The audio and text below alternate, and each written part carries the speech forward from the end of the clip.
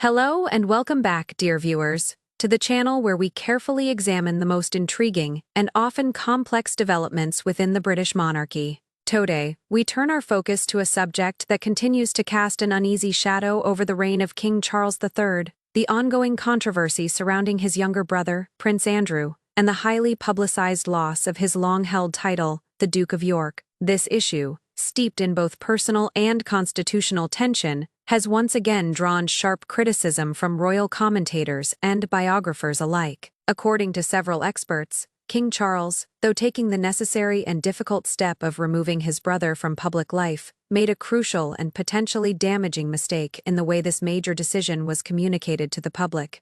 Before we dive into the details of this royal misstep and explore how a single press release may have spiraled into a public relations debacle, please take a moment to support our channel. Be sure to like this video, subscribe for more in-depth discussions on royal history and current affairs, and ring the notification bell so you never miss an update. Your engagement truly helps us bring you these deep royal analyses. At the heart of this matter lies the handling of the fallout from Prince Andrew's notorious association with the late convicted pedophile Jeffrey Epstein, a scandal that has haunted the royal family for years and ultimately led to Andrew's withdrawal from public duties 5 years ago. However, the recent move to officially strip him of the historic Duke of York title, a title traditionally bestowed upon the monarch's second son, called for a clear and authoritative statement from the Crown. Speaking candidly on the A-Right Royal podcast, respected royal biographer Andrew Loney, author of a new book on Prince Andrew and his ex-wife Sarah Ferguson,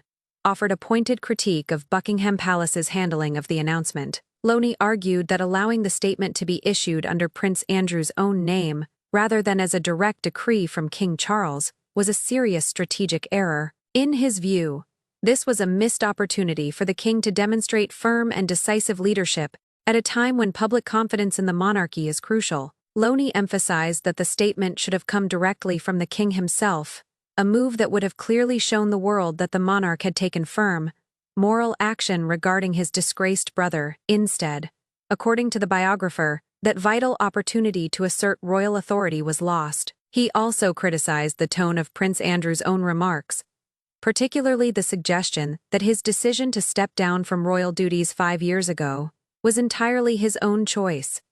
Loney countered that narrative, noting it was well known that the move had, in reality, been firmly imposed by the palace. By allowing Prince Andrew to frame his initial withdrawal from royal duties as a personal choice, the palace effectively permitted him to maintain a degree of control over a narrative that should have been defined entirely by the king.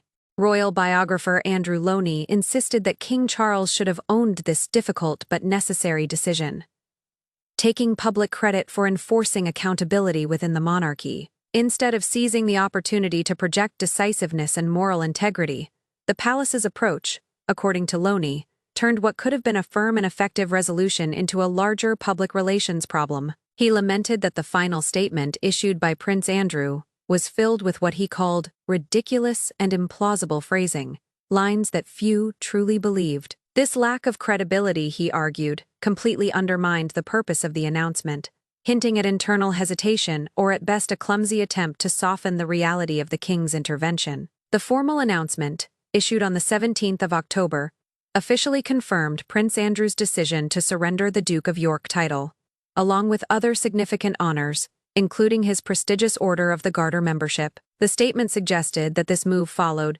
discussions with the king and attempted to project a tone of cooperation and mutual understanding. It read, "In discussion with the king and my immediate and wider family, we have concluded that the continued accusations about me distract from the work of His Majesty and the royal family." However, that phrasing, particularly the use of the collective, we immediately raised eyebrows among royal experts. While Andrew's statement implied a joint decision reached through familial consensus, behind the scenes, the reality was reportedly far more severe.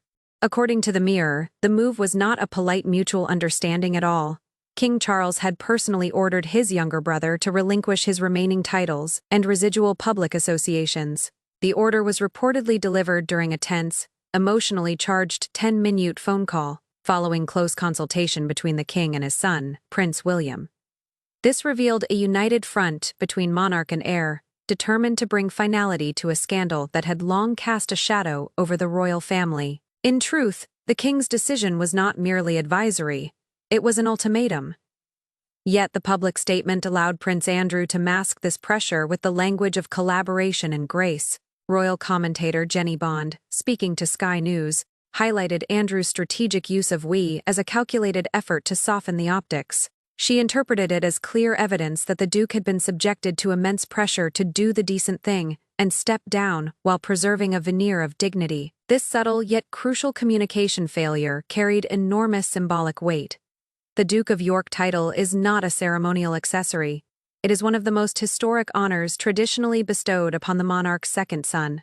Similarly, the Order of the Garter is the United Kingdom's highest chivalric distinction, personally conferred by the sovereign. To strip such honors required a firm and public demonstration of royal authority, one that, according to critics, was badly diluted in the palace's handling of this announcement. By letting Prince Andrew's statement take the lead, the palace missed a crucial opportunity to position King Charles as a firm and principled leader, an image vital for a monarch still solidifying his reign and steering the institution toward modernization. Had the declaration come directly from the king, it would have drawn a clear line, showing that the honor and integrity of the crown stand above familial loyalty, especially when faced with associations as damaging as those tied to Jeffrey Epstein. Instead, as biographer Andrew Loney described, the palace turned what could have been a strong, unifying moment into a bigger crisis. Not because of the decision itself, which most agreed was justified, but because of how indecisively it was communicated. For the public, already distrustful of Andrew's denials and past conduct, what was needed was absolute clarity. They wanted to see the king act decisively, not merely consult. Andrew's surrender of the Duke of York title was especially significant. Though he had already lost the right to use His Royal Highness and his military patronages, the Duke of York title remained a powerful emblem of his royal standing. Relinquishing it marked the final step in his complete removal from official royal life, a necessary move to safeguard the monarchy's integrity. But according to experts, the palace's communication strategy failed. In today's hyper-scrutinized media climate, every word matters, allowing a disgraced royal to frame his own downfall as a mutual decision, rather than a royal command, weakened the perception of authority. It suggested hesitation, or worse, reluctance, within the institution to act decisively. This incident underscores the monarchy's constant struggle to balance personal relationships with constitutional duty. For a king determined to slim down and modernize the royal family, this should have been a defining demonstration of strength. Instead, by not publicly owning the decision, King Charles inadvertently allowed narratives of internal division and wavering leadership to take hold. In the end, experts are united in their verdict. While the decision to strip Prince Andrew of his titles was right and necessary, the method was flawed. Biographer Andrew Loney argues this misstep turned a resolution into a reputational crisis, largely because Andrew's self-serving statement lacked credibility. Royal commentator Jenny Bond also pointed to Andrew's careful use of the word "we," interpreting it as evidence of intense pressure from both King Charles and Prince William. The monarchy now faces an ongoing test, walking the tightrope between tradition and modern expectations. How King Charles manages moments like this will define his reign. But what do you think? Was Andrew Loney correct to call this a serious communication blunder by the king? Should Charles have made the announcement himself to assert royal authority and protect the crown's image? We'd love to hear your thoughts in the comments. If you found this analysis insightful, don't forget to like the video and subscribe for more deep dives into royal affairs. Thank you for watching, and as always, we look forward to your discussion below.